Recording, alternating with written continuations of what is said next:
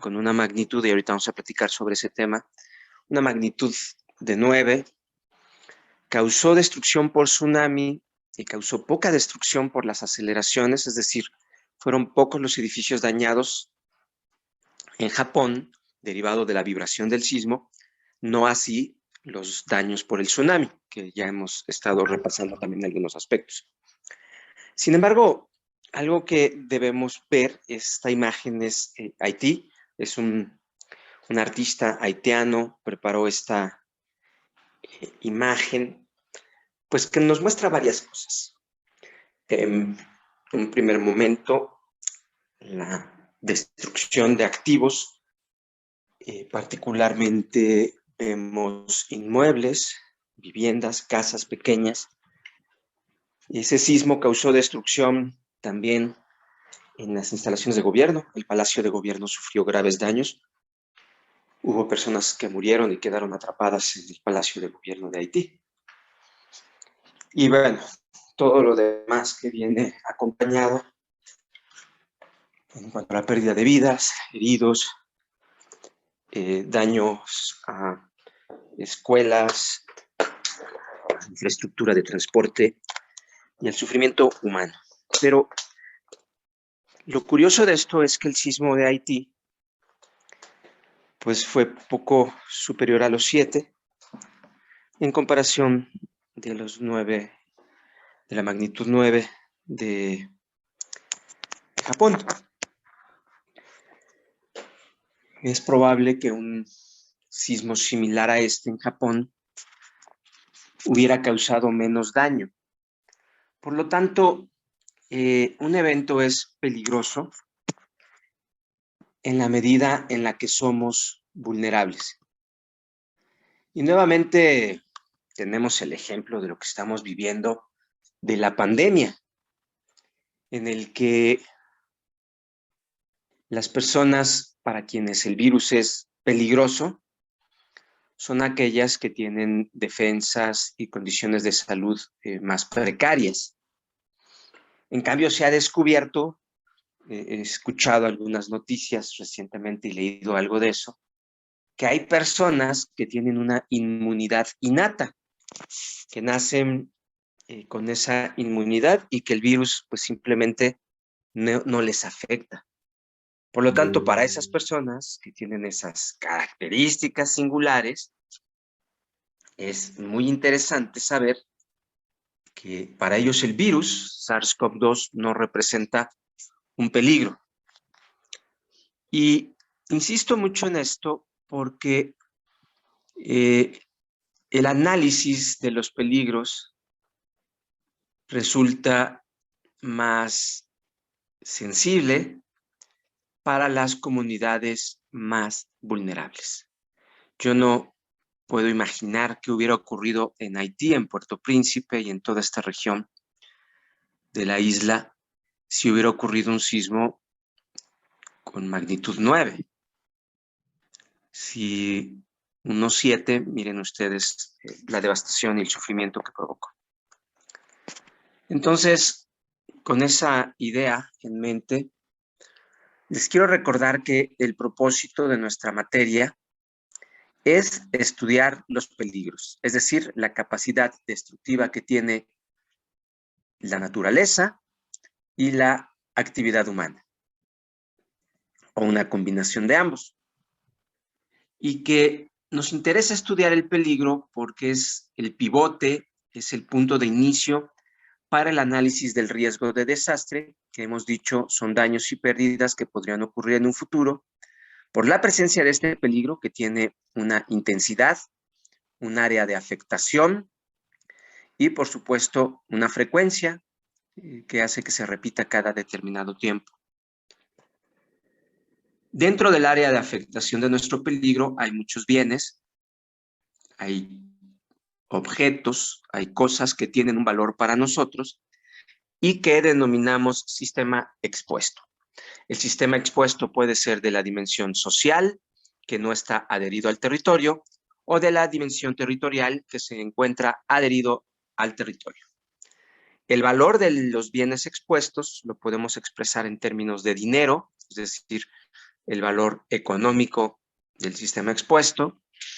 También lo podemos, de algún modo, estimar en términos estratégicos. Y finalmente, podemos hablar de él en términos afectivos. El tercer elemento o factor de riesgo es la vulnerabilidad. La vulnerabilidad, lo hemos venido repitiendo, está relacionada con la susceptibilidad de los bienes expuestos a sufrir un daño. Es la facilidad con la que nuestros bienes expuestos pueden ser dañados o incluso destruidos. La vulnerabilidad puede ser de las cosas, conocida como vulnerabilidad física, y también puede ser vulnerabilidad de las personas. La vulnerabilidad de las personas puede estimarse en términos personales, individuales, como lo hemos visto con el virus, donde ciertas personas tienen condiciones de salud distintas, pero también la vulnerabilidad de las personas puede ser en términos grupales, por colectivos, por grupos sociales, por grupos más vulnerabilizados, es decir, grupos en situación de desventaja por las relaciones sociales, económicas, los modelos, las decisiones políticas que ha habido a lo largo de la historia de nuestras sociedades. Por lo tanto, entender el riesgo de desastre implica ser capaces de identificar la capacidad destructiva, los bienes expuestos y las características de esos bienes que los hacen susceptibles, propensos a sufrir daños ante la presencia del peligro. Nada de esto es estático, sino que tanto el peligro como la exposición y la vulnerabilidad pueden crecer o pueden disminuirse en el sentido contrario, y hay procesos que hacen que los peligros crezcan. Por ejemplo, actualmente los peligros meteorológicos, hidrometeorológicos, están creciendo por efecto del calentamiento global, del cambio climático, y este incremento de la peligrosidad se expresa, en primer lugar, en su intensidad. Por ejemplo, los huracanes cada día son más intensos. Los vientos, que es una forma de medir la intensidad de los huracanes, los vientos sostenidos, pues se han registrado huracanes arriba de 300 kilómetros por hora. Imagínense ustedes lo que estos vientos significan. Ustedes van viajando a 300 kilómetros por hora en un auto. Debería ser un auto de estos deportivos, de carrera. Van a 300 kilómetros por hora y de repente sacan la cabeza por la ventana. Bueno, esa es la fuerza, la sensación, el empuje que producirían ustedes los vientos de estos mega huracanes.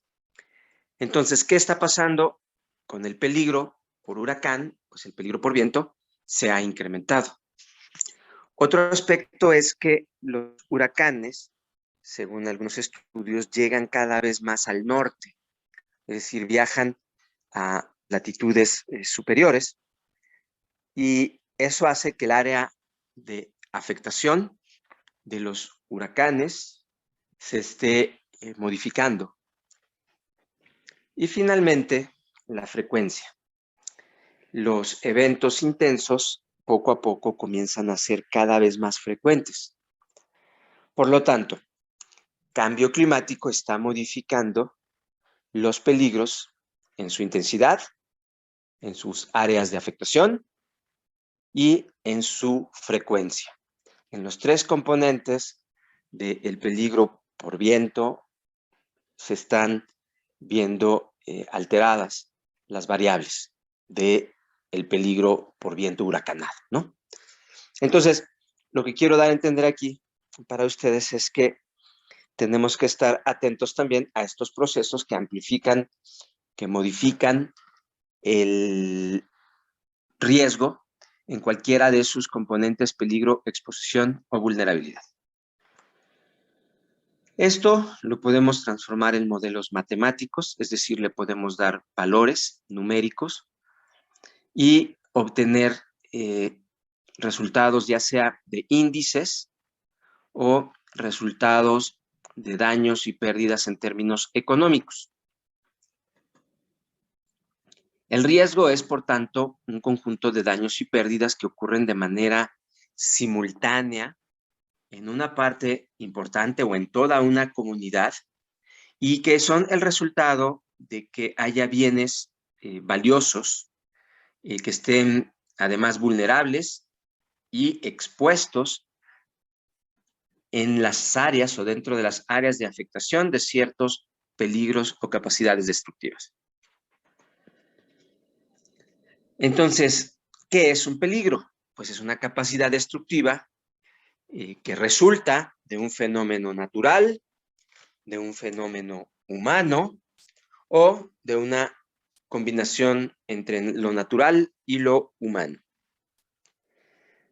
Por lo tanto, podemos establecer tres categorías en términos muy generales.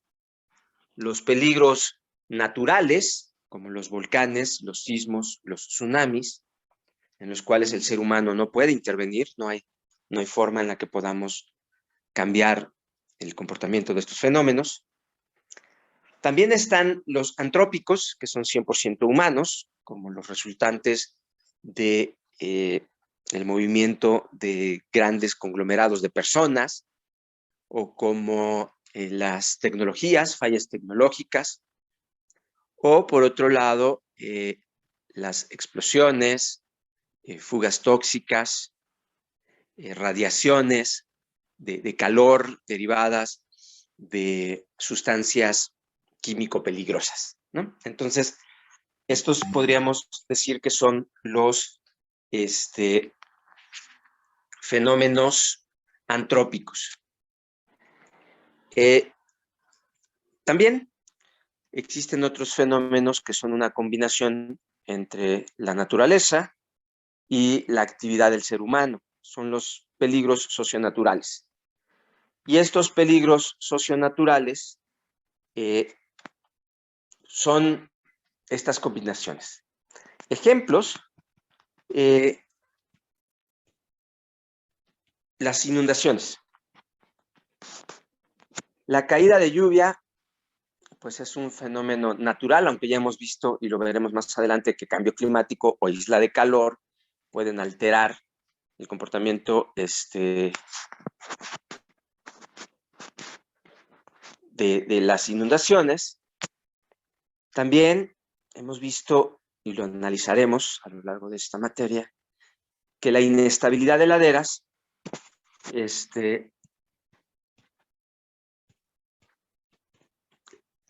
el resultado de condiciones geológicas, topográficas, de condiciones meteorológicas, que pueden ser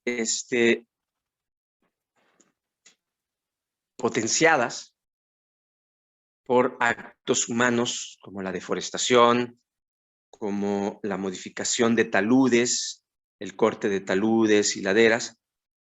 Entonces, es importante reconocer entonces que estos fenómenos pues tienen un componente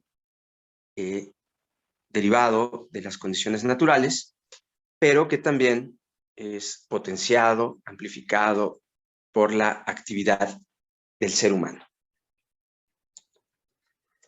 Entonces, la capacidad destructiva se puede estimar, ya lo hemos dicho, por la intensidad, por la frecuencia y por el área de afectación del peligro. Esto es algo que hemos venido insistiendo en esta materia. ¿Cómo conozco un peligro? Pues a través de su intensidad, el área en la que se manifiesta y el peligro asociado a la frecuencia.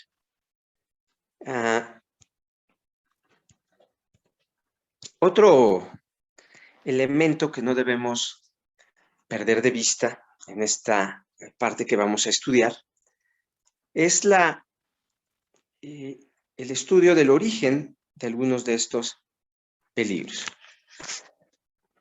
Según los documentos del Sistema Nacional de Protección Civil, existe el fenómeno geológico, entendido como un agente perturbador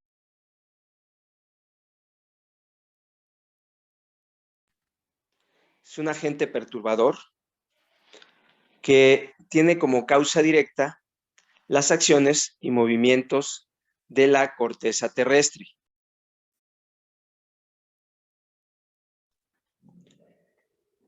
Y esto puede ocurrir en el interior de nuestro planeta o en el exterior. Por supuesto, para entender esto de la corteza terrestre, tenemos que remitirnos a una descripción que en este caso es muy genérica de lo que es nuestro planeta. Nuestro planeta, en términos generales, está constituido por tres grandes áreas, que es el núcleo, el manto y la corteza terrestre. El núcleo sólido, pero a enormes temperaturas, es sólido por la presión, el peso del planeta lo mantiene sólido, pero es sumamente caliente. En medio está el manto, en el que ocurren procesos convectivos de transmisión de materia y energía. El proceso convectivo no es otra cosa más que un flujo en el cual el material más caliente sube, al llegar a la superficie se enfría y posteriormente baja otra vez. Y acá ocurre algo similar. Sube y baja. Este proceso convectivo lo vemos, por ejemplo, en los globos aerostáticos, en los cuales se calienta el aire se expande, se vuelve menos denso y el globo sube. Y se va a mantener en el aire, volando, hasta en tanto no se enfría el material, se enfría el aire, se acaba el combustible, se enfría el aire y entonces el globo poco a poco irá cayendo nuevamente hasta la superficie de la Tierra. Entonces, este fenómeno convectivo ocurre también en el centro de nuestro planeta, a una escala y con una velocidad, por supuesto, distinta, pero el magma se está moviendo permanentemente desde el núcleo del planeta hacia la superficie. La corteza terrestre es este cascarón sólido que puede tener diferentes espesores. La corteza dentro de los mares habitualmente ronda los 5 kilómetros y en algunos sitios continentales llega a alcanzar los 50 kilómetros de espesor. Entonces, nuestro planeta no es un planeta estático, sino que está en constante movimiento. Así podemos dividir los peligros geológicos en aquellos que están en el interior de nuestro planeta, que son el resultado de estos enormes movimientos convectivos, y en ellos encontramos, por supuesto, los sismos, las erupciones volcánicas y los tsunamis. Entonces, los peligros naturales son, con mucha frecuencia, aquellos de la dinámica interna del planeta, que involucran cantidades enormes de energía y en los cuales la mano humana no es capaz de intervenir. Lo mejor que podemos hacer es estudiar y conocer estos fenómenos para poder preverlos, adelantarnos y poder prepararnos, construir de manera menos vulnerables, no exponer los bienes ante estas capacidades destructivas a través del ordenamiento territorial, a través del desarrollo urbano, por ejemplo. Y bueno, por otro lado, están los peligros geológicos de la dinámica externa. Estos peligros ocurren en la zona donde interactúa la corteza terrestre, la atmósfera y la biosfera. Es decir, es el resultado, estos peligros son el resultado de la corteza terrestre, que es alterada a través de procesos de meteorización, que alteran las rocas, las transforman en otros minerales y que producen suelos que a su vez son transportados por el agua que abunda en la atmósfera y que genera ciclos y movimientos permanentes de agua que arrastran, que transforman primero las rocas, las desprenden, las transportan, las arrastran y las depositan en ciertos lugares. Finalmente, también, por supuesto, la actividad de los seres vivos ha tenido una gran influencia sobre estos fenómenos. A lo largo de la historia de nuestro planeta han existido distintos momentos en los cuales grandes cantidades de bacterias o plantas y ahora el ser humano pues han abundado y han generado cambios en la atmósfera, en el comportamiento de la atmósfera, que a su vez han modificado de manera más rápida, de manera diversa, las rocas que en ese momento estaban aflorando en la corteza terrestre. Entonces hay etapas en la historia de nuestro planeta donde las lluvias eran muy abundantes, donde el comportamiento de la atmósfera, por su composición química, generaba enormes peligros como mega huracanes, vientos intensos, temperaturas congelantes o por el contrario, grandes temperaturas.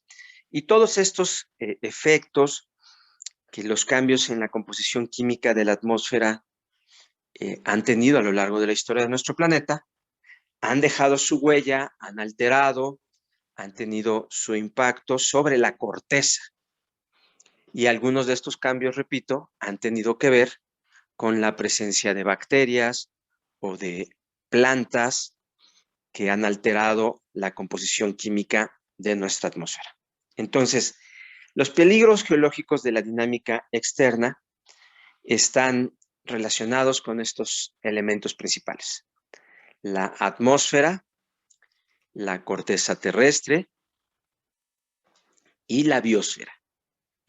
Y en la atmósfera, pues también la forma en la que las precipitaciones, las lluvias, el agua se ha comportado, la forma en la que los mares han subido o han bajado, los hielos se han contraído hacia los polos o se han extendido hacia los trópicos.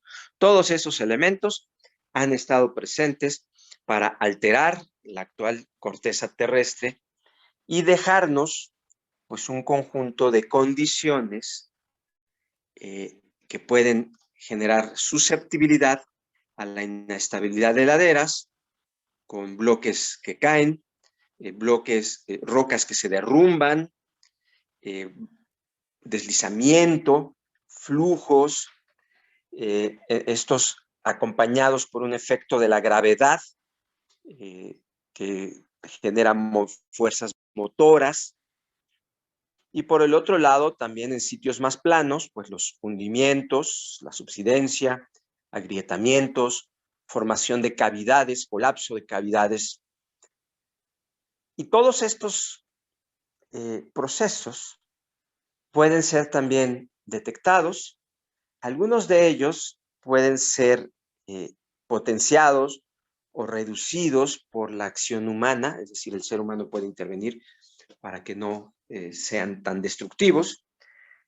Y en términos generales, pues pueden ser intervenidos para bien o para mal. Entonces, los peligros geológicos de la dinámica interna, que suelen ser los naturales, incluyen sismos, tsunamis. También entre estos están los peligros asociados a la actividad de los volcanes.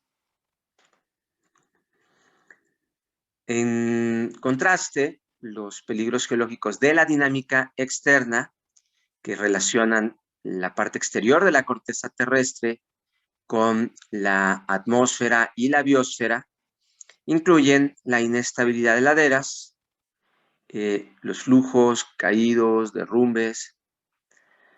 También en esta categoría de peligros geológicos de la dinámica externa, pues podemos encontrar los hundimientos, la subsidencia, los agrietamientos.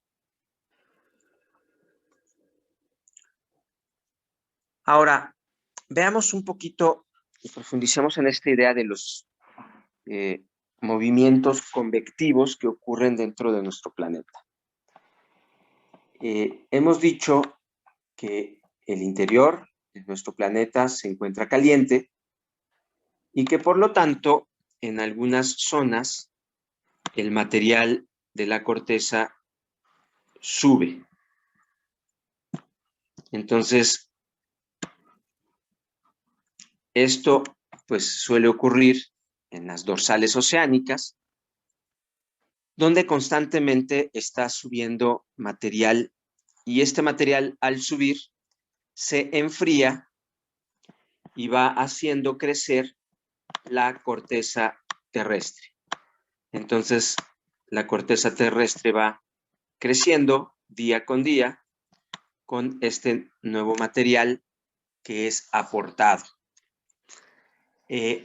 Al crecer la corteza terrestre, comienza a empujar lateralmente y este empuje de la corteza hacia un lado y hacia el otro lado de estas enormes dorsales, pues comienza a generar presiones, enormes presiones, sobre los continentes. Los continentes, bueno, pues se caracterizan, entre otras cosas, por tener mayores espesores. Los continentes o la corteza continental es más espesa, es más grande, o sea, su espesor es mucho mayor en comparación con la corteza oceánica. Eso hace que cuando la corteza oceánica, que está creciendo como resultado del material que llega desde el centro de la Tierra, eso hace que cuando se enfrenta la corteza oceánica a la corteza continental, habitualmente la corteza oceánica se mueve por debajo de la continental. ¿Por qué? Porque la corteza continental es más gruesa y la corteza oceánica pues tiende a moverse por debajo de la corteza continental. Ahora, este proceso pues no es un proceso continuo en el sentido de que se deslicen las placas una contra otra de manera suave y continua. Estamos hablando de rocas que una se mueve en una dirección, pero son rocas que tienen rugosidad, que se atoran, y la otra roca que se mueve en la otra dirección, la continental, y que pues tampoco es lisa, no está lubricado esto, sino que tiene rugosidades que hacen que finalmente ambos bloques se atoren y que no se puedan mover. Simplemente empujan en una dirección, empujan en la otra, y aquí, como si fueran dos enormes resortes, las placas tectónicas comienzan a doblarse como si fueran resortes. Como están atoradas, en algún punto se comportan como si fueran gigantescos resortes que uno en una dirección y el otro en la otra dirección comienzan a guardar energía elástica, como cuando tienes una resortera que jalas la liga, y esa liga lo que está haciendo al estirarse es guardar energía elástica. Aquí es al revés, es como si tuvieras dos enormes resortes que al empujarse uno contra otro comienzan a deformarse de manera elástica y comienzan a guardar energía en su interior. ¿Qué sucede? Que en determinado momento el punto donde estaban atorados sobrepasa la resistencia y se rompe. Esta placa se mueve y toda la energía elástica que estaba aquí guardada es liberada en forma de ondas sísmicas, en forma de vibraciones. Es como, imagínenselo con el ruido este de toñ. ¿Qué significa eso? Así, cuando hablamos de toñ, es que se liberó toda esa energía. ¿Y qué pasa con la otra placa tectónica, la placa continental? Pues exactamente lo mismo. La placa continental también había guardado energía elástica, es desplazada hacia adelante, la placa se libera la energía, entonces se mueve y toda la energía que estaba aquí guardada también es dada de ondas.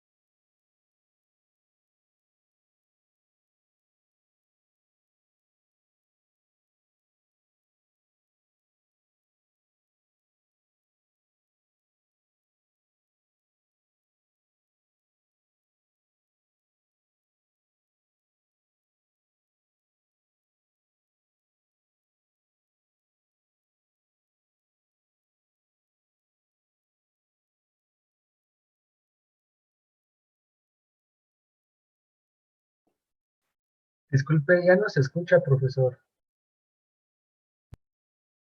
Ay Dios, a ver, perdón, de repente no sé qué botón apreté, pero bueno, gracias por decírmelo. Entonces, bueno, estaba yo explicándoles a ustedes que las placas pueden moverse en sentido contrario y ser divergentes, como las flechas azules que dibujé, o por el contrario pueden ser convergentes, es decir, acercarse una contra la otra. Y los sismos suelen ocurrir en los lugares donde las placas se mueven una contra la otra, como puede ser aquí, o en ocasiones se desplazan una junto a la otra. Entonces, eso es importante para poder entender cómo es que se producen los sismos y en qué lugares vamos a encontrar más actividad sísmica. La teoría del rebote elástico es la que explica todo este fenómeno y todo este proceso. Vamos a ver. Ahora, los sismos pueden ocurrir en distintos lugares. Podemos tener sismos que ocurren en los contactos, aquí, como el de 1985, que ocurrió en esta zona. También pueden ocurrir en los contactos, pero de manera más profunda, acá abajo, y que parece que pues, estos ocurren dentro del continente. Estos habitualmente ocurren en el mar, y estos otros ocurren en el continente. También en la parte de arriba, cuando hay fallas, pueden ocurrir sismos acá arriba. Entonces, estos son los que se denominan de subducción. Estos son los denominados profundos, y estos son los superficiales o corticales.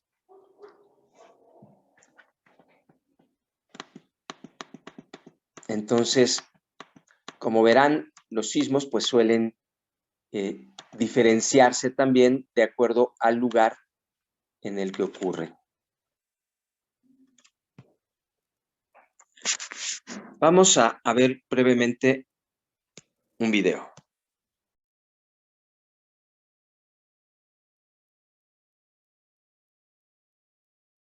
Vamos a explicar el concepto de energía elástica. Para ello vamos a utilizar un arco, que es un arma que los seres humanos han utilizado para cazar, para atacar, para defenderse durante miles de años. La energía elástica que podemos almacenar en un arco viene determinada por la fuerza de nuestros brazos y por la longitud de los mismos. Cuando cargamos un arco, el recorrido que recorre el brazo de promedio es unos 60 centímetros y la fuerza que podemos ejercer es de unos 50 newton. Si hago más fuerza, me tiembla el pulso y no puedo apuntar bien. La energía almacenada en el arco es el área bajo la curva fuerza de desplazamiento. Según voy separando mis brazos, va aumentando la fuerza que tengo que ejercer. Y ese área que hay debajo de la curva es la energía que hemos almacenado dentro del arco. Con las limitaciones de 50 newton y de 60 centímetros que hemos hablado, el área bajo la curva en un arco sin pretensar es de unos 10 julios. Sin embargo, en la Odisea, Homero, hace 2800 años, ya nos habla de la importancia de pretensar un arco. En ella nos cuenta la historia de Odiseo, que tras la guerra de Troya tuvo muchos problemas para regresar a casa. Tardó tantos años que le dieron por muerto, y cuando por fin regresó se encontró unos extraños en su casa intentando tensar su arco sin éxito. Estaban haciendo un concurso y aquel que ganara, aquel que lograra tensar el arco de Odiseo, se quedaría con todos sus bienes y también con su mujer. Odiseo se disfrazó de mendigo y, para que no le reconocieran, y pidió que le dejaran probar suerte. Todos se rieron de él, pero sin embargo le dejaron. Odiseo, además de un gran guerrero, era muy astuto. De hecho, fue a él a quien se le ocurrió la idea de construir el famoso caballo de Troya. Así que él fue capaz de tensar el arco sin problemas, cargó una flecha en él, apuntó y... Bueno, si queréis saber el final de la historia tendréis que leer la Odisea. Os aseguro que no os arrepentiréis. Volvamos a la idea de energía elástica. ¿Qué es lo que cambia cuando tenemos un arco pretensado? Lo que cambia es que ahora, al comenzar a tirar, yo ya tengo que hacer mucha fuerza. Desde el principio va aumentando la fuerza que tengo que hacer. De forma que, manteniendo las limitaciones de 50 newton y de 60 centímetros del caso anterior, el área que tenemos bajo la curva fuerza de desplazamiento ahora es mucho mayor. La energía que almacenamos ahora es de 18. Bien, lo importante de esta explicación es que observemos cómo la deformación de objetos elásticos produce un almacenamiento de energía. Entonces, esta energía, pues es una fuerza multiplicada por un desplazamiento, es decir, unidades de trabajo también, y que en la parte de los objetos deformados guarda esta cantidad de energía. Entonces, lo mismo ocurre con la corteza terrestre. Conforme se deforma, y se aplasta. En este caso estamos hablando de una tensión sobre un arco, pero en otros casos lo que ocurre es una compresión. Ahora, regresemos a esta imagen.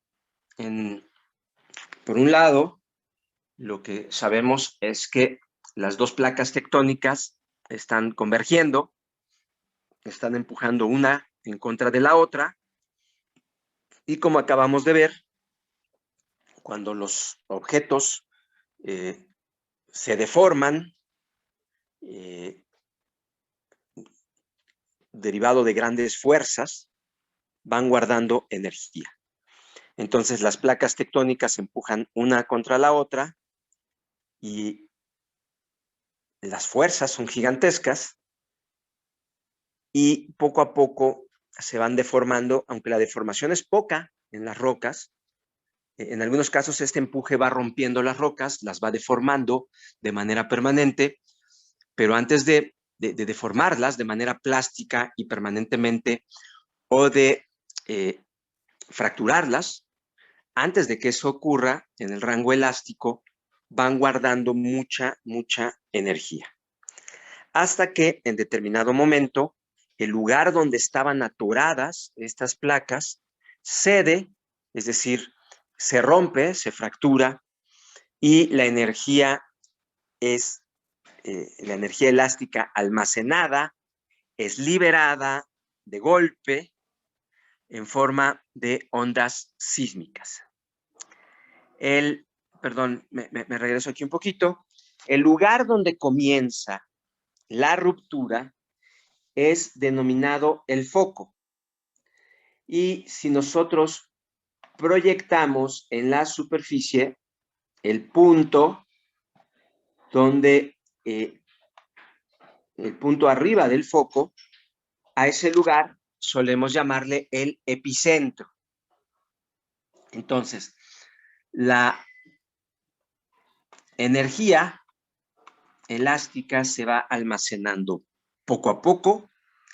La energía elástica va guardándose en las rocas ante las enormes presiones, y esta deformación, repito, elástica, guarda energía, a veces libera una parte de esa energía con pequeñas rupturas o deformaciones permanentes y plásticas, pero gran parte de la energía de la deformación de estas placas que están enfrentadas una contra otra, esta enorme energía se almacena y tarde o temprano es liberada.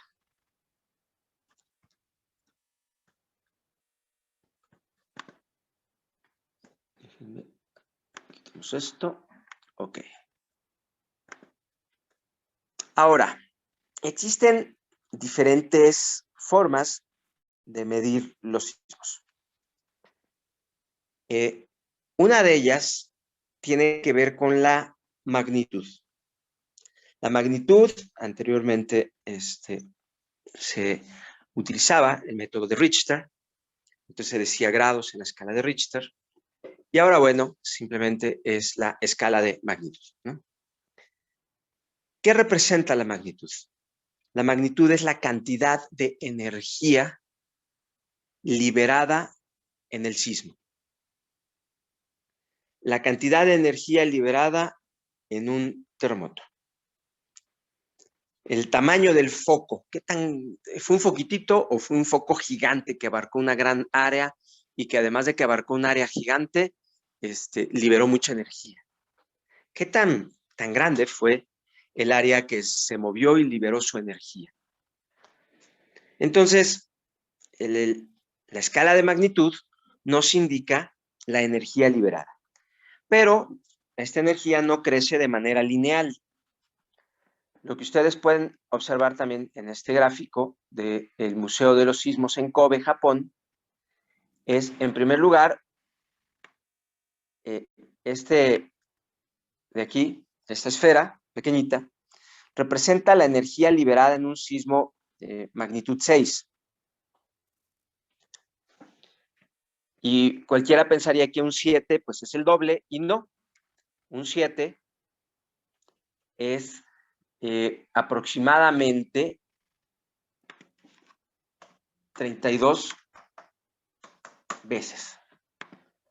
Es decir, entre un sismo 6 y uno 7 hay una diferencia 32 veces la energía. Ahora podemos imaginar pues un sismo 8, si este es el 7, pues brincamos hacia el 8 y fácilmente podemos notar que un sismo 8 es 32 veces la energía de un sismo 7. Entonces, no crecen de manera lineal, no crecen de manera exponencial, ¿sí? Y bueno, si este es un 8, tratemos de imaginar la energía de un sismo magnitud 9 y pues lo que hicieron acá en el museo pues fue presentarnos una esfera que no cabe, por supuesto, pero que representaría más o menos la cantidad de energía que se libera en un sismo de magnitud 9. Entonces, ¿cuántas magnitudes tiene un sismo? El sismo tiene una sola magnitud, es decir, una sola cantidad de energía que fue liberada. Entonces está mal dicho eso cuando de repente la gente dice, bueno, yo sé que el sismo fue de 7, pero acá se sintió como de 9. Eso no es cierto.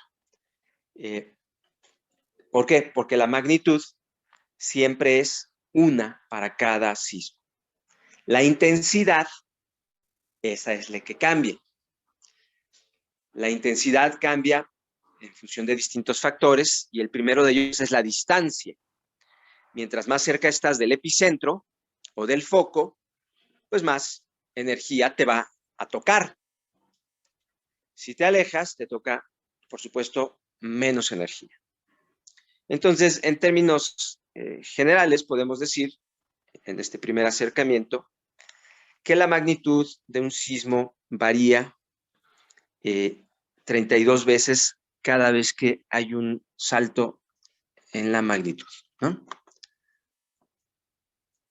Entonces, esto es importante que lo tengamos presente. Yo le pongo aquí el tamaño del foco,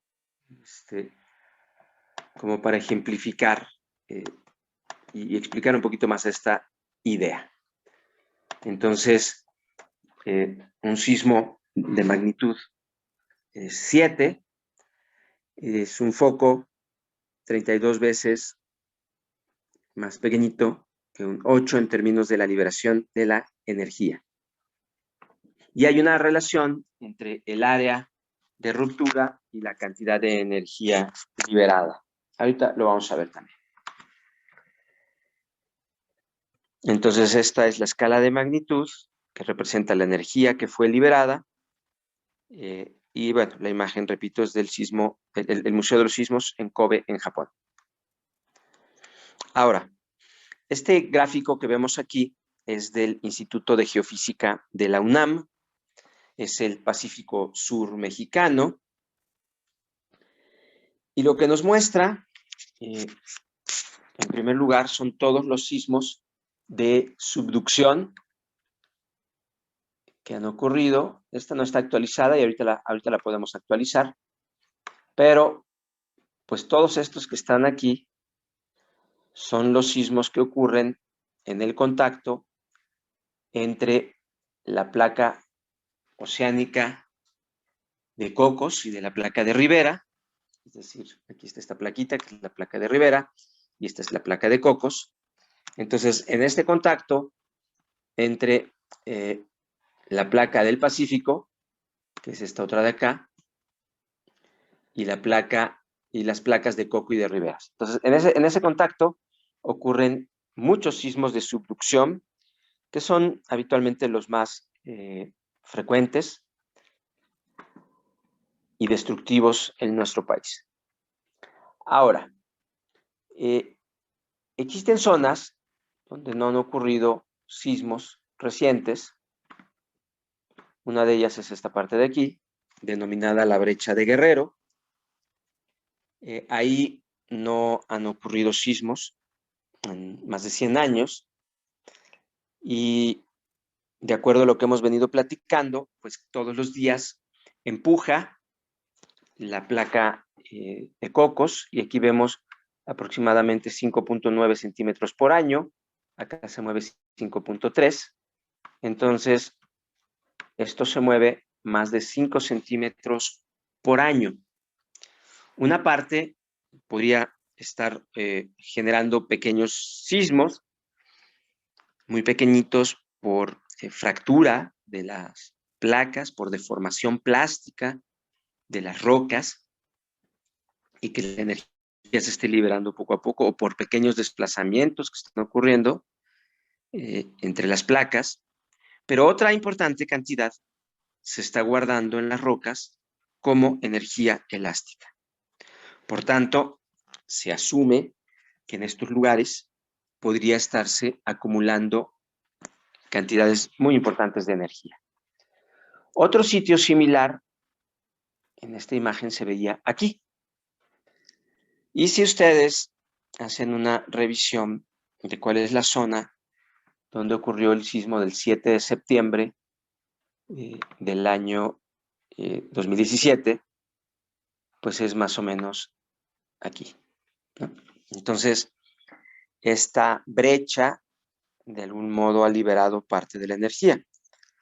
Eso no quiere decir que pues no vaya a ocurrir otro sismo en el mismo lugar, porque puede haber más energía acumulada y que no toda se haya liberado. Pero en términos generales, mientras mayor es el área que se movió, el área que se rompió, pues mayor será la energía. Tenemos, por ejemplo, acá arriba, el sismo del 19 de septiembre y acá el sismo del 20 de septiembre. Si se dan cuenta, no es la misma zona. Es decir, el sismo del 20 de septiembre de 1985 no fue una réplica del 19 de septiembre. Fueron dos sismos distintos, por supuesto, uno junto al otro, y que ocurrieron casi con un día de diferencia, ¿no? Un poquito más de un día de diferencia. Otro aspecto importante es que este gráfico nos muestra también todos los sismos profundos e intraplaca. Aquí vemos, bueno, hay varios, ¿no? Estos sismos ocurren, como lo habíamos mencionado anteriormente, nada más para que tengamos bien la referencia, me voy a regresar un poco. Me quito esto. Aquí, ahí está. Me regreso. Entonces, los que acabamos de ver son los sismos de subducción que ocurren en esta zona, pero también hay otros que son más profundos, que ocurren acá abajo. Estos son los sismos intraplaca, y hay otros que ocurren acá arriba, que son los denominados corticales, ¿no? Entonces, hecha esta aclaración, regresamos al mapa del Instituto de Geofísica de la UNAM y podemos ver nosotros, pues ya hablamos de los sismos de subducción, pero también están los sismos profundos, que son estos de acá. El sismo profundo más reciente que hemos tenido y que no aparece aquí en este gráfico, pues es el del 19 de septiembre del 2017, que ocurrió más o menos en esta zona. Entonces, vemos nosotros que este fue un sismo profundo, de subducción profunda, en una zona un poco más al norte de lo que habitualmente habían ocurrido.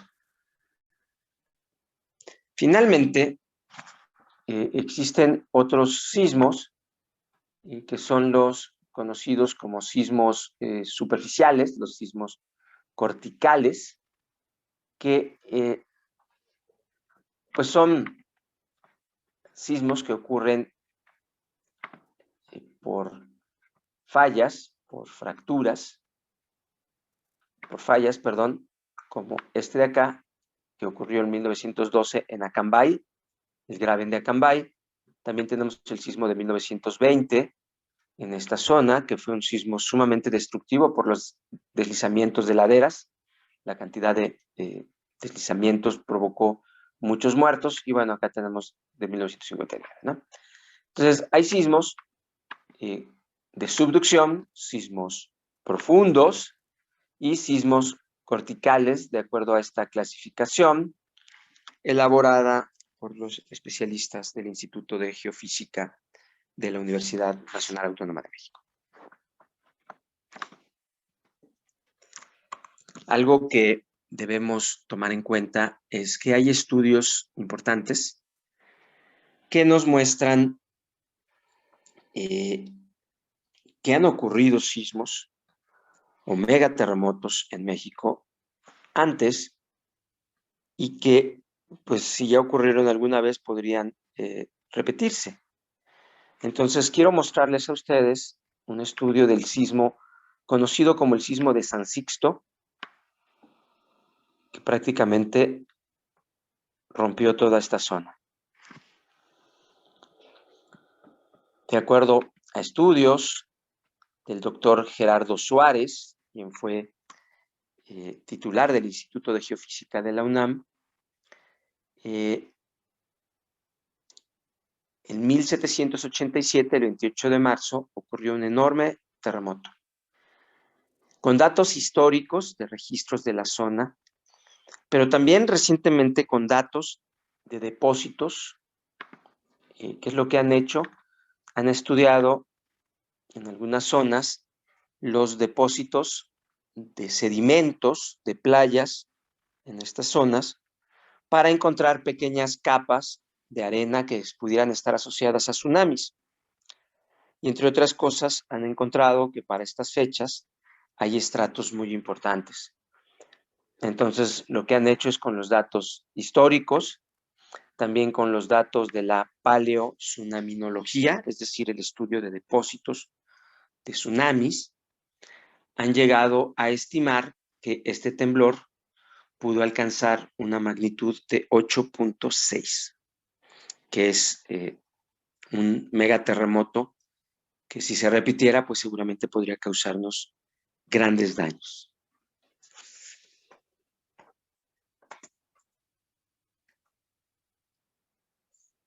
Ahora, la energía de los sismos se va perdiendo con la distancia.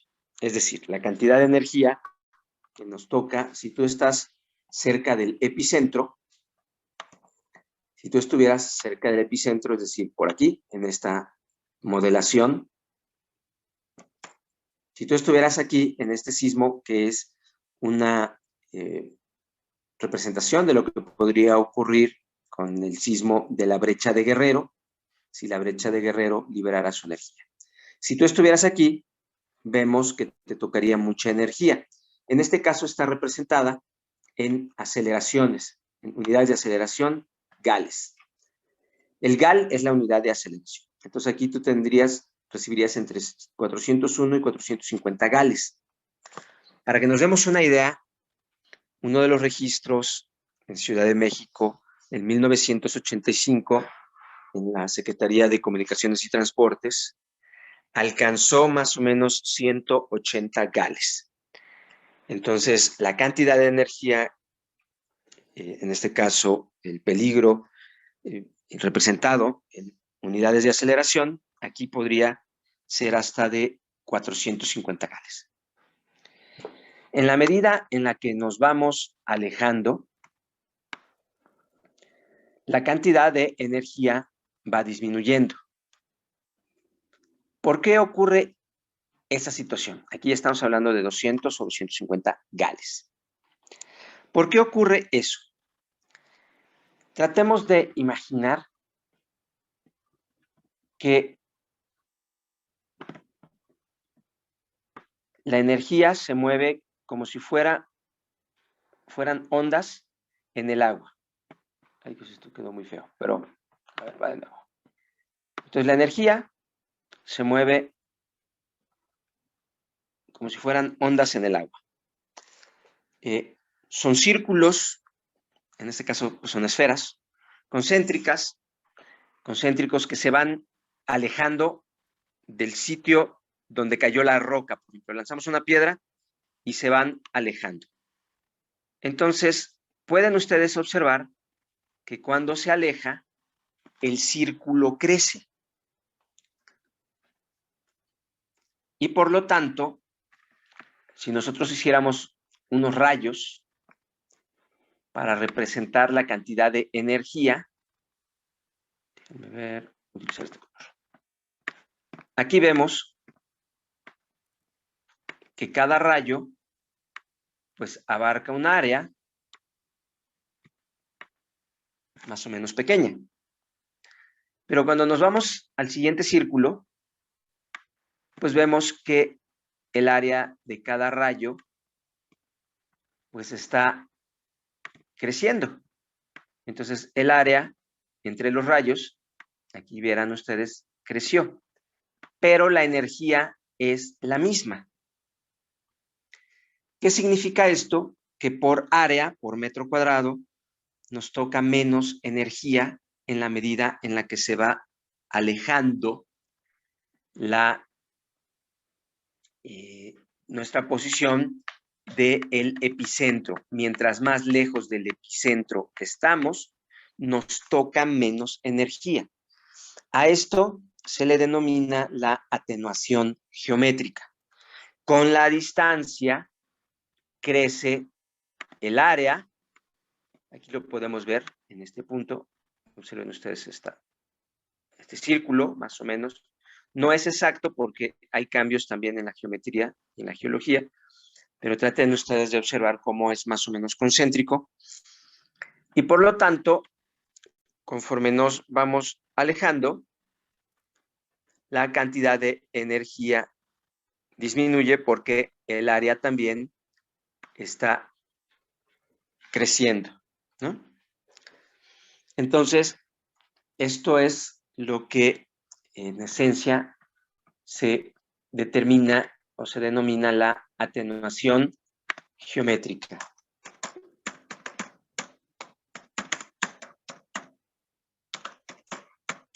Atenuación, a ver si está bien escrito, sí, geométrica. Que la misma geometría de las ondas, conforme nos vamos alejando, van creciendo estas ondas y la geometría hace que nos toque menos energía con la distancia. Por eso, mientras más lejos estamos, menos energía nos toca recibir.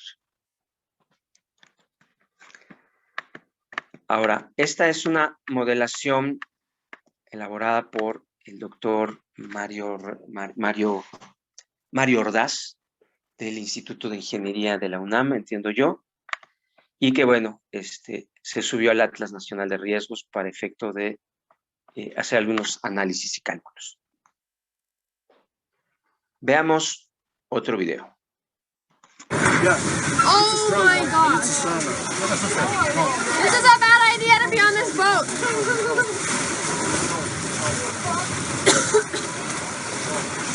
Wow!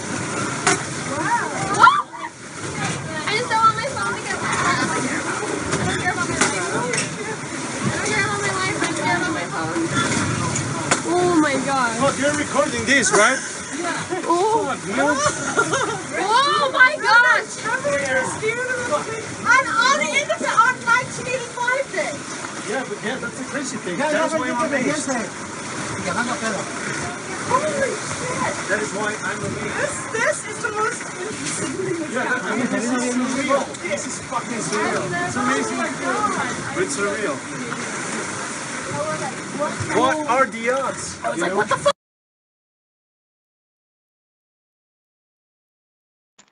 Ok, Voy a regresarme un poquito. A ver si no nos da problemas aquí. Por acá. Muy bien. Algo que quiero que ustedes tomen en consideración, este video tiene algo muy interesante, es, aquí, lo dejaré aquí un poco. ¿En dónde creen ustedes que fue más el movimiento? Fíjense lo que les voy a decir. ¿En dónde se movió verticalmente más la superficie? ¿Aquí?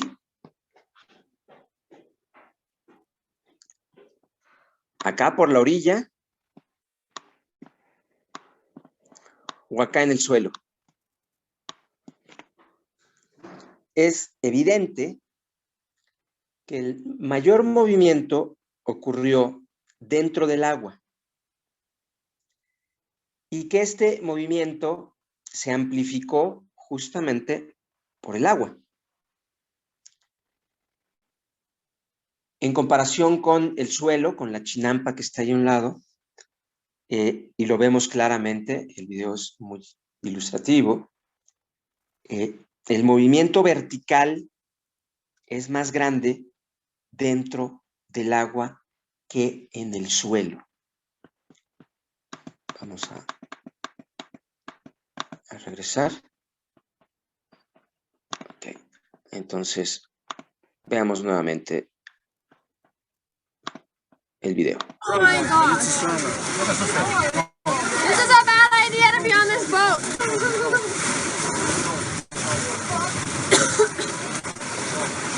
Wow.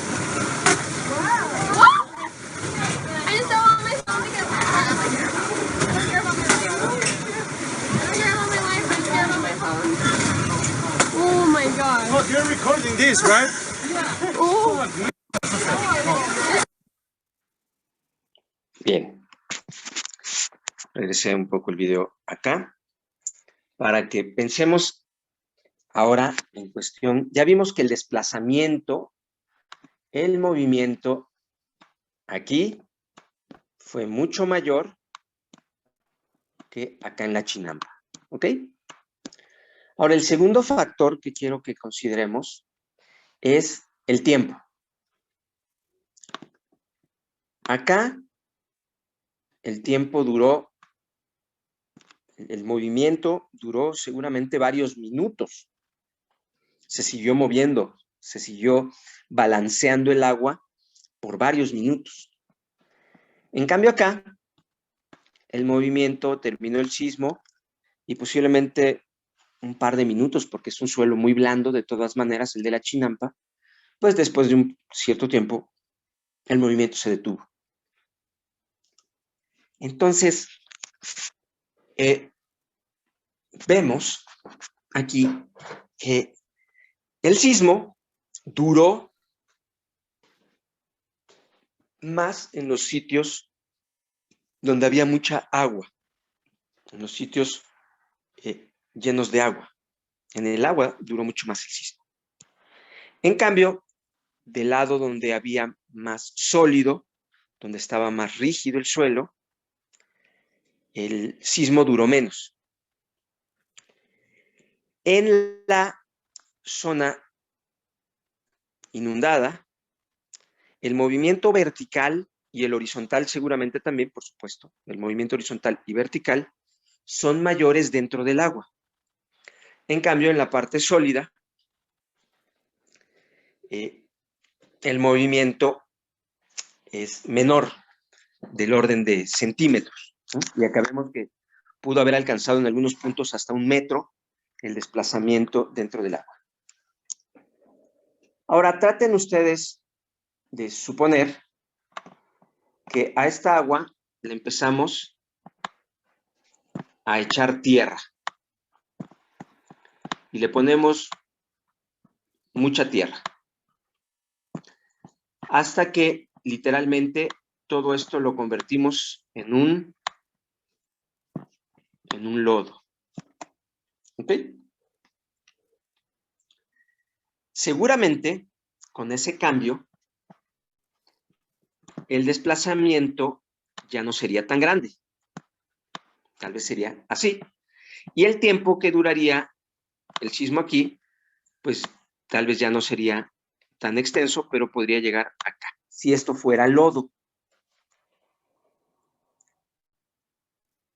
Si nosotros comparamos, pues podemos ver que el mayor movimiento ocurre acá donde es pura agua, acá donde hay lodo, el movimiento sigue siendo más grande. En cambio acá, pues el movimiento es más pequeño dentro de la zona rígida de la chinampa. Les comparto este video en particular porque nos ayuda a entender que la cantidad de agua del suelo determina dos cosas. Y no me voy a poner ahorita a analizar más que hasta aquí con ustedes esa parte, pero la cantidad de agua determina cuál es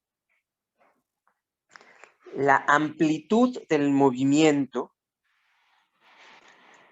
y por otro lado el tiempo del sismo. Terminemos viendo este video.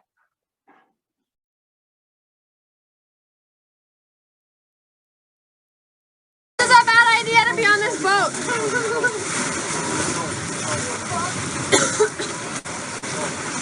Wow. I just don't want my phone to get wet. I don't care about my life. I don't care about my life. I just care about my phone. Oh my god. Look, you're recording this, right? Oh. Oh my gosh. On the internet on 1905 thing. Yeah, but yeah, that's the crazy thing. That's why I'm amazed. Holy shit. That is why I'm amazed. This is the most interesting thing. This is surreal. This is fucking surreal. It's amazing. But it's surreal. What are the odds? I was like, what the fuck?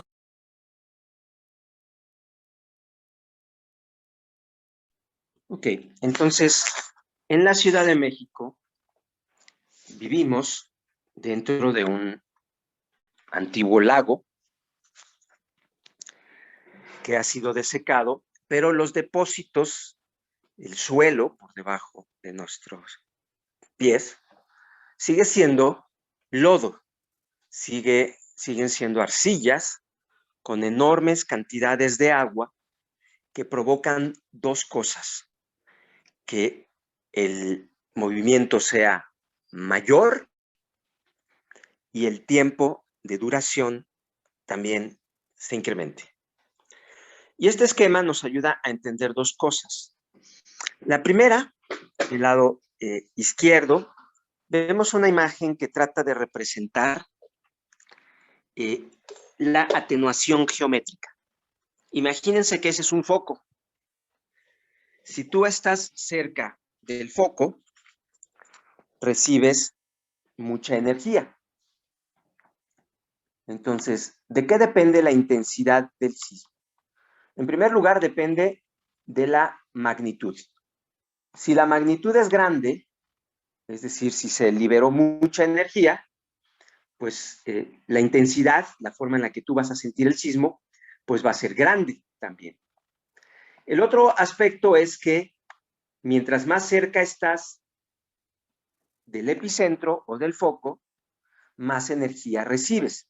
Lo habíamos dicho hace unos minutos. Observen el área, aquí este círculo, si lo comparamos con este círculo acá, evidentemente el segundo círculo es mayor. Por lo tanto, la misma luz se distribuye en un área más grande y por lo tanto te toca menos luz. Mientras más lejos te encuentras tú del foco, menos energía recibes, menos, en este caso menos luz estarías recibiendo. Por otro lado, existen algunos aspectos locales del suelo, de los depósitos del suelo en el que estamos, que pueden amplificar la respuesta sísmica en términos de los desplazamientos y en términos del tiempo. Son una especie de lupas. ¿Alguna vez ustedes jugaron a usar una lupa? No sé si lo hicieron ustedes. Donde está, lo colocas en el sol, entonces los rayos del sol literalmente son concentrados hacia un solo punto, y en ese punto en particular, pues si lo mantienes un tiempo, puedes provocar el efecto lupa e incendiar el material, ¿no?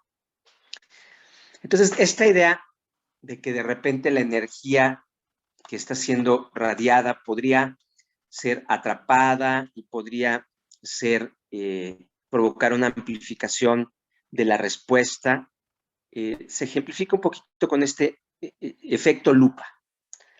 Entonces, hay lugares donde la intensidad crece porque tienen condiciones que amplifican la respuesta, y ya dijimos que la respuesta, en este caso, es en dos sentidos. Crece la respuesta en términos del tiempo del movimiento y, por supuesto, en la amplitud del desplazamiento. Y esto es muy importante a la hora de conocer el peligro sísmico.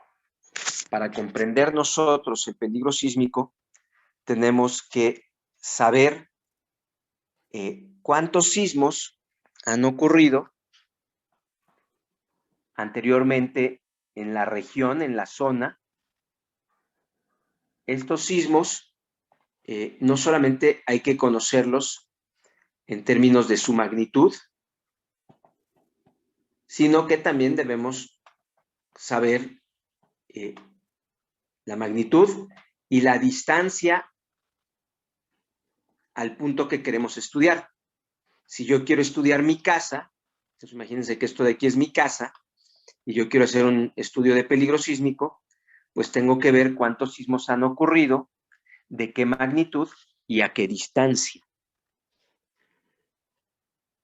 Y lo otro que tendría yo que estudiar es si hay algún efecto en el lugar donde está mi casa, si el suelo tiene características que pudieran amplificar la respuesta sísmica en amplitud y en tiempo.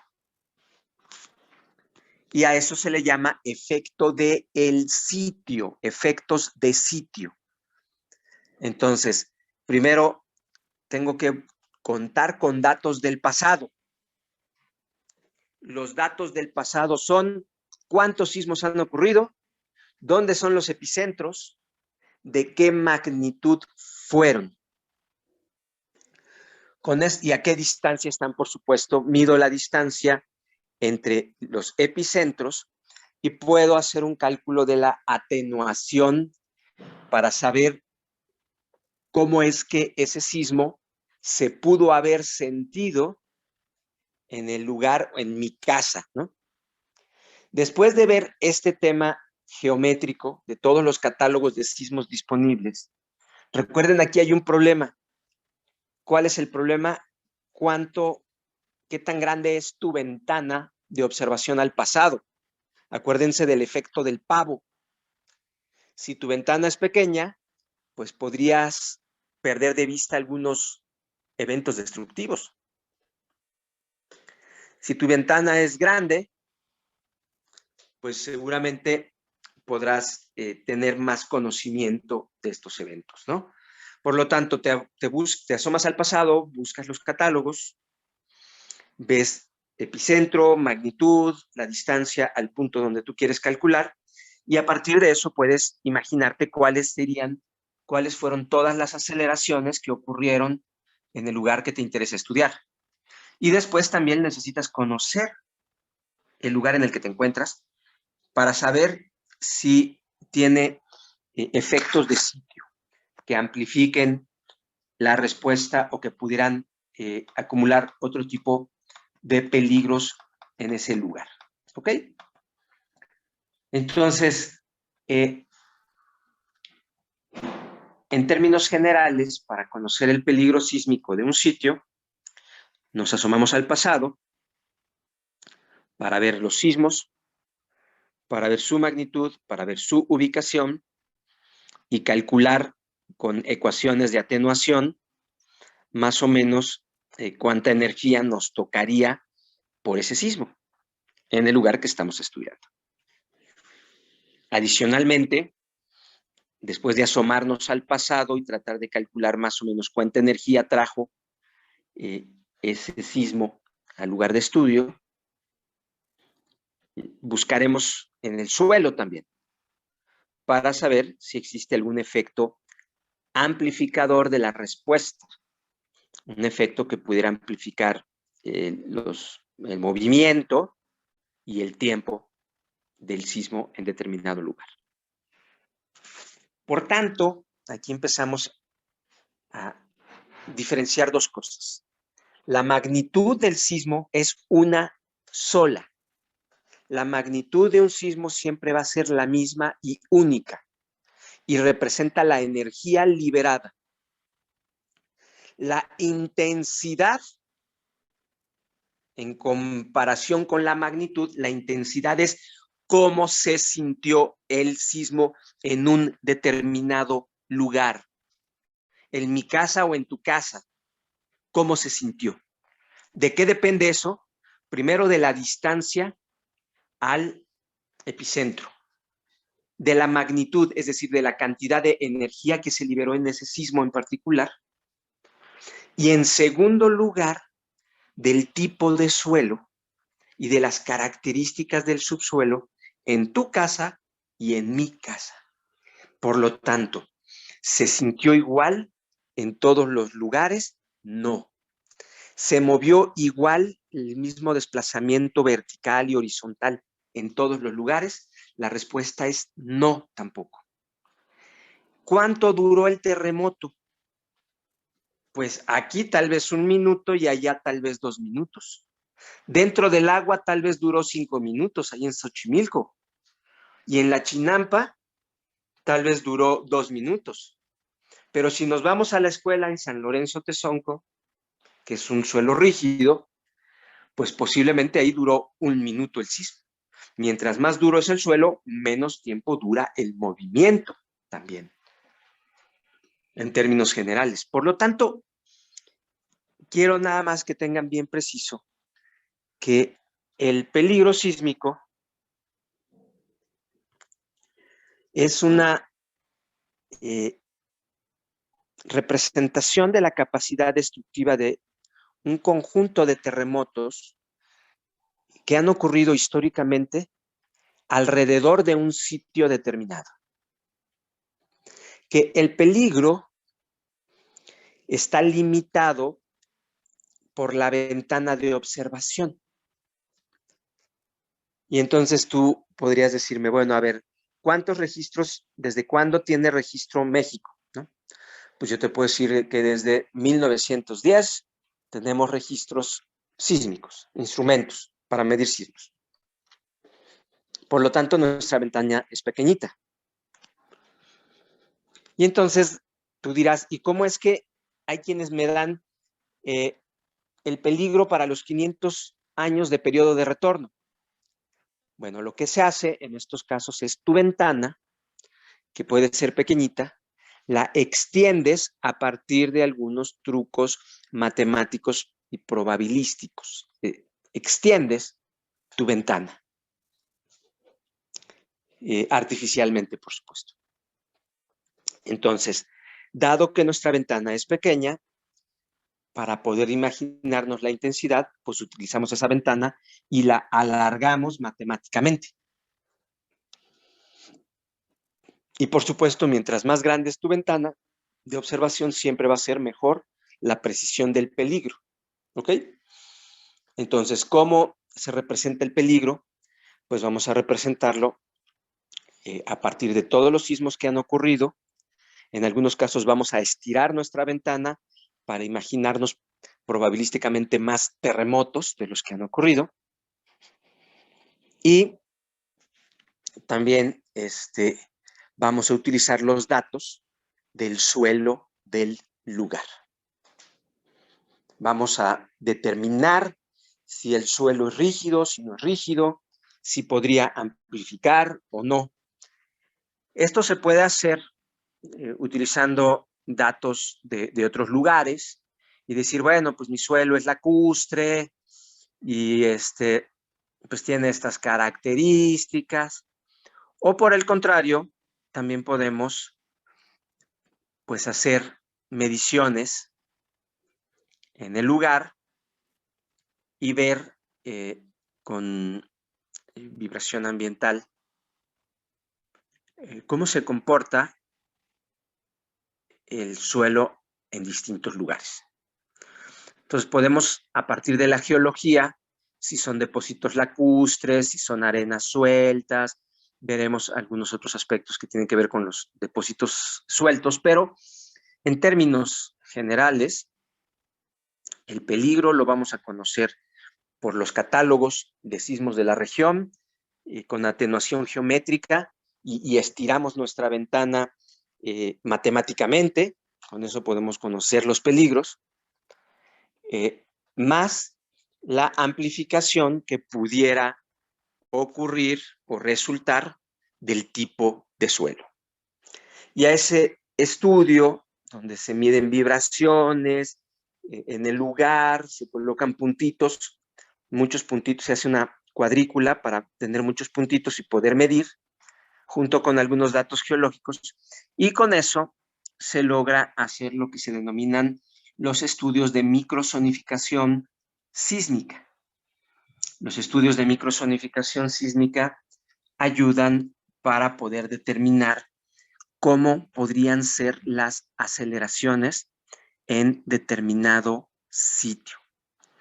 Cómo vibra el suelo, porque otra de las características que veremos posteriormente es que la vibración no es única, sino que vienen muchas vibraciones, todas como empaquetadas en un mismo sismo, ¿no? Eso lo veremos posteriormente. Entonces, ¿cuál es el periodo dominante de vibración del suelo y cuál es pues la amplificación esperada por el tipo de suelo, ¿no? ¿Qué tanto se puede amplificar la respuesta sísmica en un determinado lugar? Ok, ahora, existen otros efectos de sitio que producen otras características. Este efecto de sitio que vamos a ver se denomina licuación de suelos. Para que haya licuación de suelos tienen que ocurrir varias condiciones. La primera es que el suelo sea arena limosa. ¿Qué es la arena limosa? Son partículas muy pequeñitas, habitualmente no son planas, es decir, las que son planas son las arcillas. Y las arcillas tienen un comportamiento cohesivo, es decir, en medio de las arcillas se pegan como si fueran cristales a los que les colocas una gotita de agua y se van pegando. Entonces las arcillas tienen cohesión.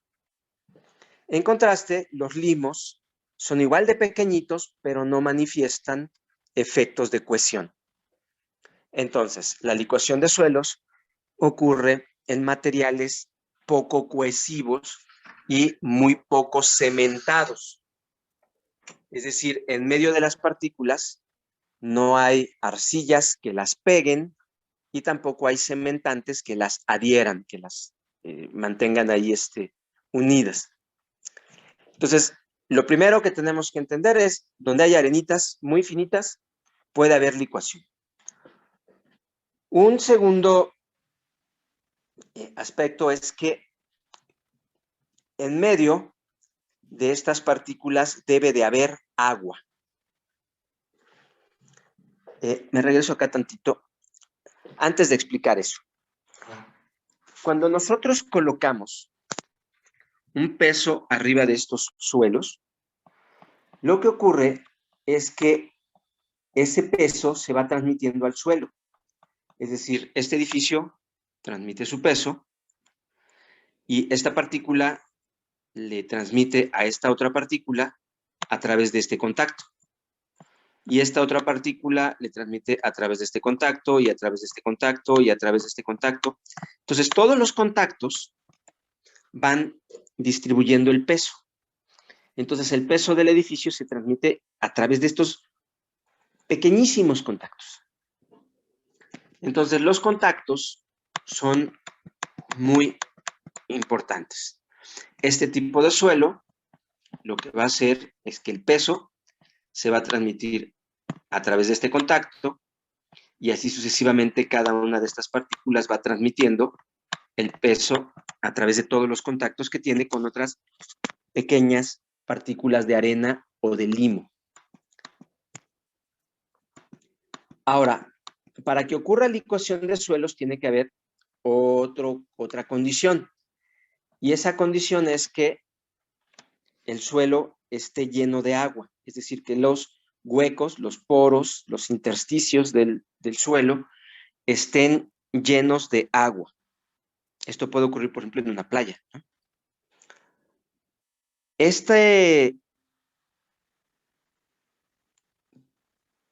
estructura del suelo, limosa, arenosa y llena de agua, provoca fuerzas.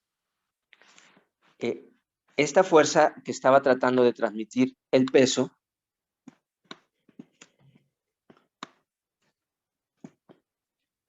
se ve contrarrestada por una fuerza que es la fuerza del agua, que trata de separar las partículas. Es decir, la presión del agua trata de separarlas.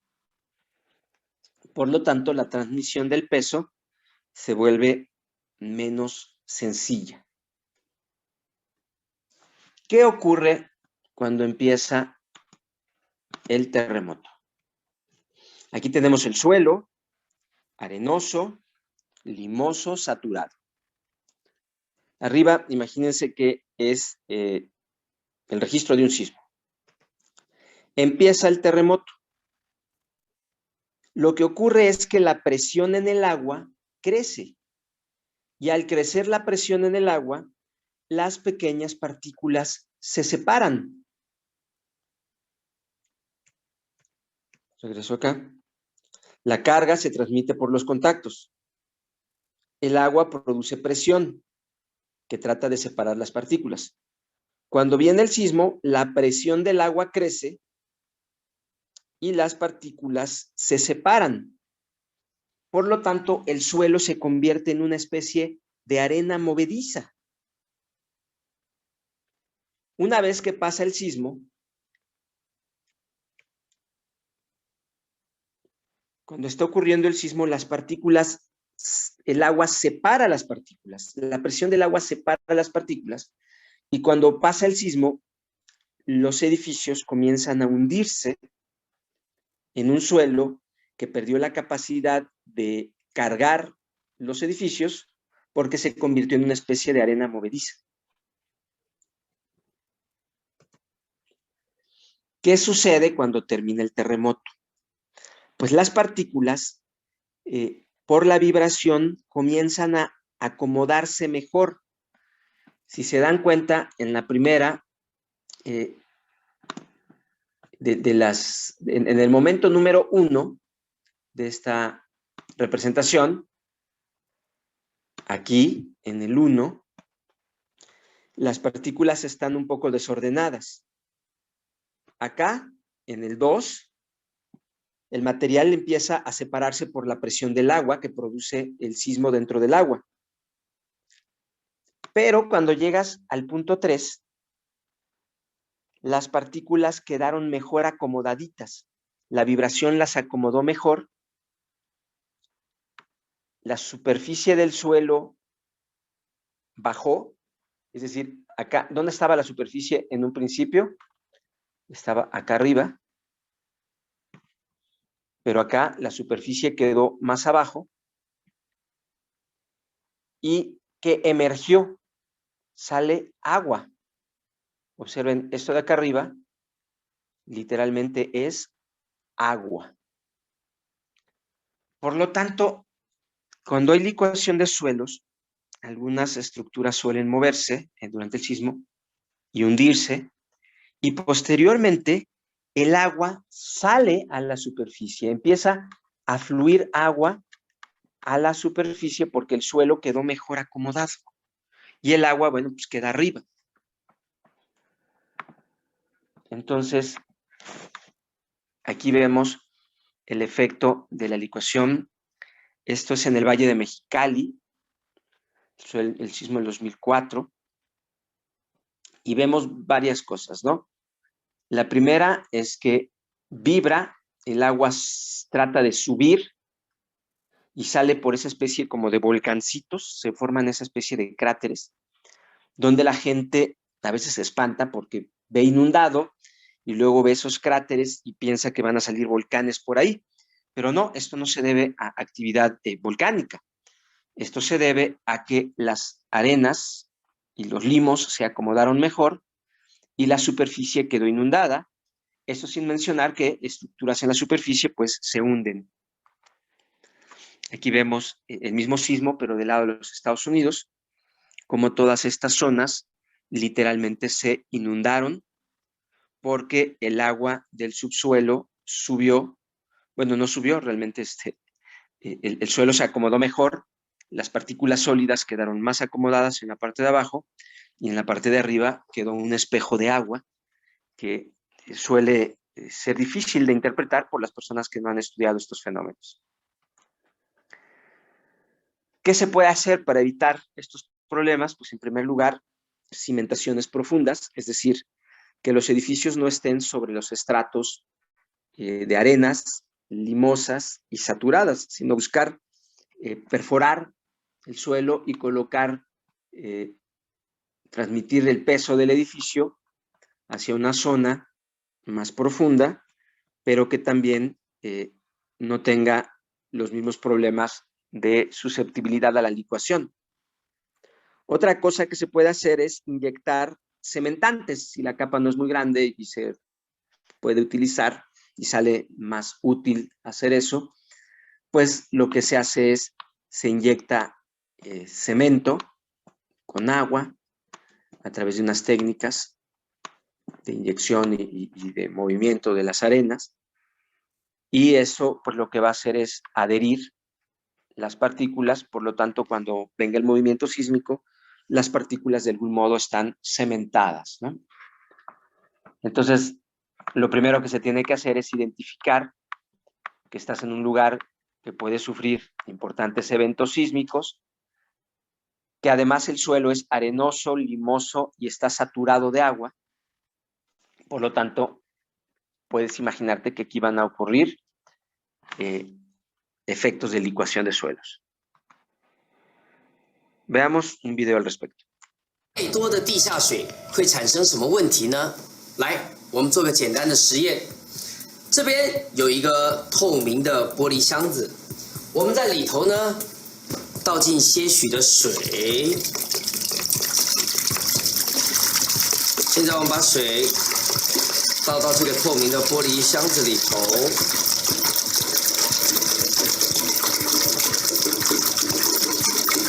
好的，我们现在在这个箱子里头装进一些干的沙子。沙子要装多少呢？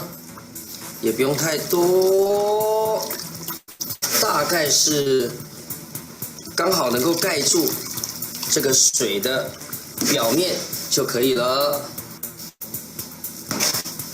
再来一点点。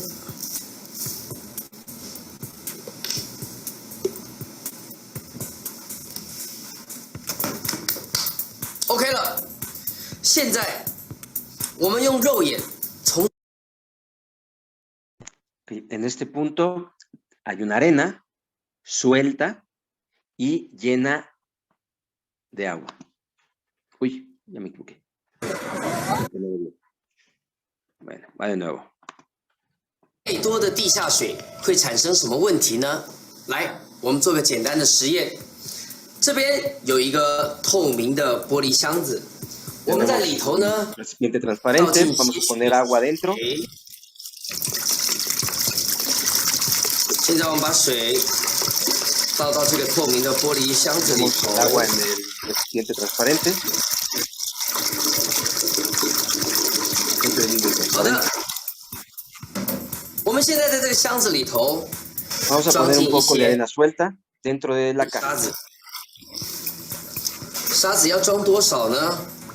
也不用太多，大概是刚好能够 Vamos 盖 a 住 cubrir 这个水的表面就可以了。 la superficie del agua. 再来一点点。 Un poco más. OK 了，现在我们用肉眼从上往下看，当然只看到干干的沙子，我们不知道它里头含有多少的水分。但是从这个玻璃箱子的侧面，我们清楚地 Nosotros no 看到 podemos ver lo que hay abajo, 一块土地 solamente 里 vemos 头 el agua drenada de la 蕴含 superficie. 了相当饱和的地下水。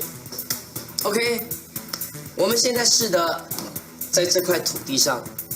Pondremos Cae unas房子。 casitas arriba. 假设我们住在这个地方，从此就安居乐业了吗？不要忘了哦，台湾位在地震带上，万一不幸发生了大地震的时候， Ahora simula un sismo. 地层会剧烈的晃动，晃动会产生什么现象呢？ Las 我 casas 们 se 看到 hunden 了， y la superficie se inunda. 悲剧发生了，土壤瞬间异化了，然后造成了地面的陷落，房屋的崩塌， El suelo 淹在 subió 水中了，有没有看到？ y se inundó la superficie. 日本的3.11大地震，就是因为土壤异化，造成了相当严重的灾害。 Bien, vamos a verlo nuevamente. 太多的地下水会产生什么问题呢？来，我们做个简单的实验。这边有一个透明的玻璃箱子，我们在里头呢倒进些许的水。现在我们把水倒到这个透明的玻璃箱子里头。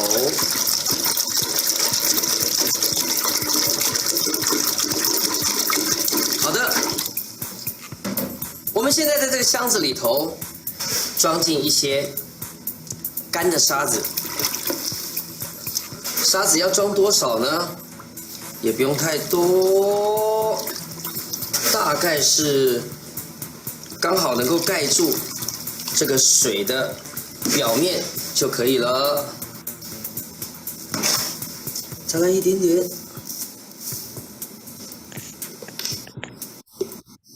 Observen que la parte superior está seca, no se ve lo que hay abajo. OK 了，现在我们用肉眼从上往下看，当然只看到干干的沙子，我们不知道它里头含有多少的水分。但是从这个玻璃箱子的侧面，我们清楚地看到了，其实这一块土地里头蕴含了相当饱和的地下水。OK。 我们现在试的在这块土地上盖房子。假设我们住在这个地方， Casas en este suelo. 从此就安居乐业了吗？不要忘了哦，台湾位在地震带上，万一不幸发生了 Comienza el 大地震 sismo 的时 con la 候， patineta, 地层 las casas se 会剧烈 hunden 的晃动，晃动会产生什么现象呢？我们看到了，悲剧发生了，土壤 瞬间异化了，然后造成了地面的陷落，房屋的崩塌，淹在水中了。有没有看到？日本的3.11大地震，就是因为土壤异化，造成了相当严重的灾害。 Ok, el sismo de Japón en 2011, en marzo del 2011, provocó efectos de licuación de suelos y que a su vez, bueno, fueron motivo de daños. Veamos un ejemplo de esto que se decía en el video anterior.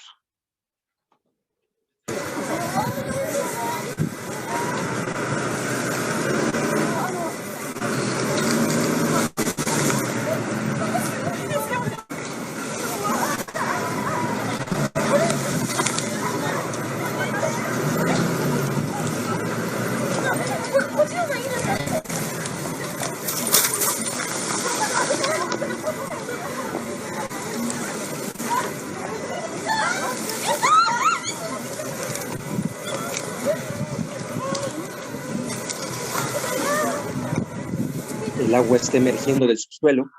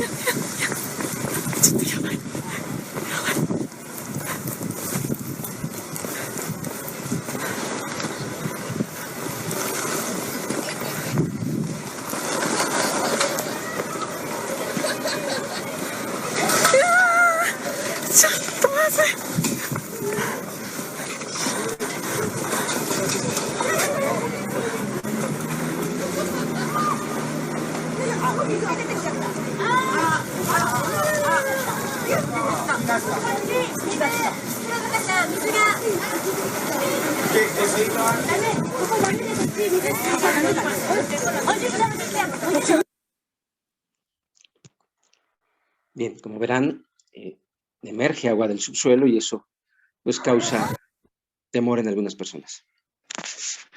Finalmente, casi para concluir la sesión del día de hoy, vamos a ver otro efecto muy importante que suele ocurrir en los sismos y es la inestabilidad de laderas. No vamos a profundizar en el tema de la inestabilidad en este momento porque le vamos a dedicar suficiente tiempo a estos fenómenos de inestabilidad, pero solamente quiero dejar claro que es muy común que durante los sismos intensos ocurra inestabilidad de laderas. Primero vamos a ver el sismo de la Laguna Salada en Mexicali, el año 2004, si no me equivoco, un 4 de abril, si no me equivoco. Pero bueno, veamos pues.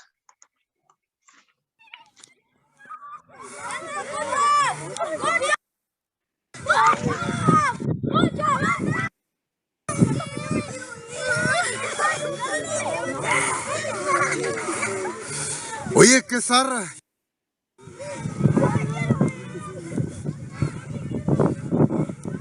¿Sabes qué? Ya estuvo. Mija, ya, cálmate, mija. Ya, por favor, ya. Ya, Laura, ya, mija, ya. Vente.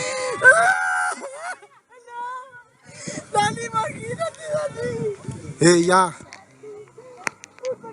Imagínate lo que haber pasado allá.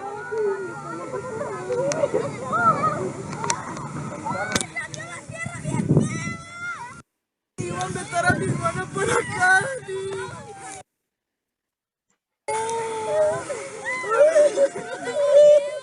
Ya, cálmate. Para acá a este lado. Está temblando todavía.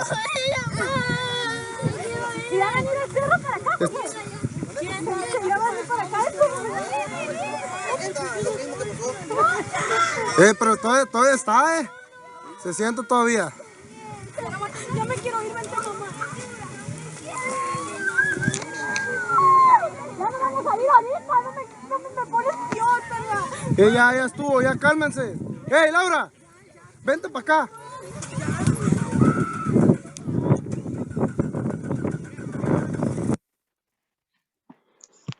Bueno, todos podemos ver que Laura entró en pánico y lo curioso es que ella decía, yo no me imagino cómo estarán otros lugares.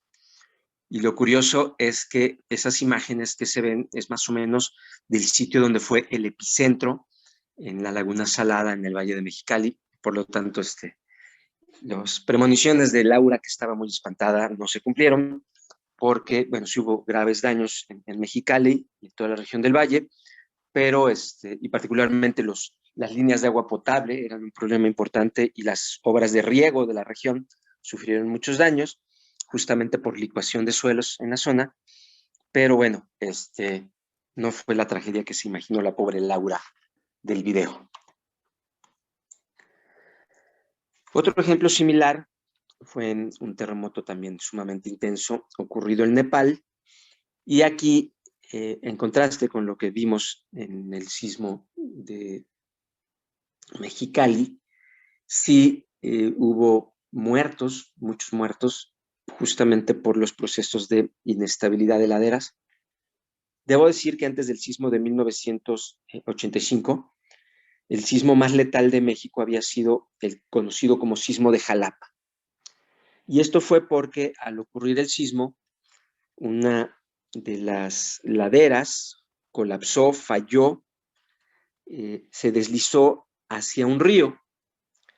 Al caer dentro del río, se generó una represa que fue acumulando agua hasta que saturó el suelo, le hizo perder resistencia y el dique se rompió y bajó con gran velocidad hacia algunos poblados, causando un número muy importante de muertos y desaparecidos. Entonces, aquí vemos en el caso de Nepal algo que podría ilustrarnos lo ocurrido en el sismo de Veracruz, de Jalapa, conocido como el sismo de Jalapa, y que fue este movimiento, en algunos casos deslizamientos o derrumbes que caen hacia las barrancas. Entonces veamos el ejemplo de Nepal.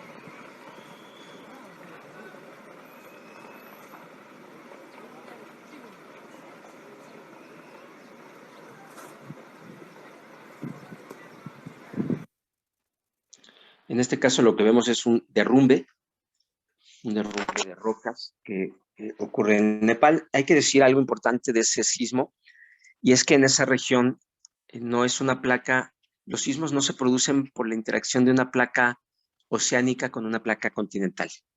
Ahí son dos placas continentales las que están teniendo una relación convergente, es decir, están chocando dos enormes placas continentales. Finalmente, no quiero cerrar esto sin hacer un planteamiento también de carácter social y de cómo a veces miramos estos fenómenos. La historia ocurre en Caracas, cuando estaban en plena lucha de independencia en 1812. En ese tiempo ocurre un gran terremoto en Caracas y al parecer mueren cerca de 20,000 personas. En medio de este proceso, según cuenta la historia, o las historias que no están del todo confirmadas, pero se dice que algunos clérigos estaban a favor de la monarquía, salen a decir que el desastre es un castigo de Dios por los intereses de independizarse. Evidentemente todos sabemos que no se trata de castigos divinos, ¿no? Los desastres son el resultado de procesos y de muchas decisiones que los seres humanos toman. A veces con conocimiento, a veces por desconocimiento, pero resultan como parte de este proceso de nuestro desarrollo como sociedades, ¿no? Se dice que en medio de este contexto salió Simón Bolívar a decir, y dicen que se arremangó las mangas, se dobló las mangas, y salió a decir que esto había sido por culpa de la naturaleza. Y no solamente eso, según se cuenta, dijo que la independencia se iba a lograr y que si la naturaleza se oponía, también estaban listos para luchar contra ella y hacer que la naturaleza obedeciera. Otra falacia de los desastres. Los desastres no son culpa de la naturaleza y los peligros y amenazas naturales derivadas de la dinámica interna del planeta. No existe ningún personaje, por muy revolucionario, independentista y Simón Bolívar que sea capaz de hacer que la naturaleza, en los peligros de la dinámica interna del planeta, sea capaz de obedecerle. Y bueno, cierro así con esta historia de Simón Bolívar, porque evidentemente nosotros podemos analizar la tectónica de placas, la teoría del rebote elástico, el foco, el epicentro, las magnitudes, la distribución de las ondas sísmicas de manera geométrica y la atenuación geométrica con la distancia, los efectos de sitio derivados de las condiciones de humedad y de saturación del subsuelo. Cuando es un suelo arcilloso, puede generar amplificaciones verticales y en el tiempo, como ocurre en los depósitos lacustres de la Ciudad de México. También, si son suelos arenosos y limosos y están llenos de agua, puede ocurrir el efecto de licuación del suelo, con hundimiento de la superficie, hundimiento de las estructuras y, por supuesto, esta inundación en la superficie, emerge agua en la superficie y todo esto causa daños. Y nosotros podemos entender todo eso, pero las personas con las que nos vamos a relacionar, que miran estos fenómenos, como la japonesita que se oía muy espantada al ver que estaba saliendo agua del suelo en medio de un terremoto, o Laura en el Valle de Mexicali, aterrada, imaginando escenarios catastróficos en otras ciudades, no lo entienden igual que nosotros. Y por lo tanto, tendremos que dialogar con mucha humildad y con mucho respeto también para sus creencias, pero que al mismo tiempo tendremos que encontrar caminos y sentidos comunes favorables a la prevención. Por lo tanto, yo he insistido mucho en esta materia, en que no basta con conocer los procesos geológicos, geofísicos, químicos, biológicos que hay detrás de los peligros, sino que tenemos que ser capaces de entender con qué ingredientes se están construyendo riesgo otras personas, con qué conocimientos, experiencias y creencias están elaborando otras personas que pudieran ser las personas que están en situación de riesgo, con qué ingredientes están llenando sus modelos de riesgo y a partir de ese conocimiento